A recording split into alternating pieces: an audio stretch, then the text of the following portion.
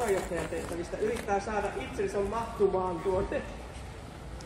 Hyvä Keijo. Jes, ei tarvitse lähteä lenkille. Jes.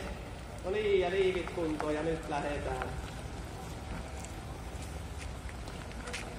Näin, ja tämä syntappi tulee tuossa vielä iltapäivälläkin sitten toisen kerran vielä tarkemmin esittelyyn, mutta löytyy tuolta kaksipyöräisten kentältä sitten muun ajan. Ja todella kello 13 lähtee sitten Jorman muistoajo liikkeelle ja kaksipyöräisten omistajille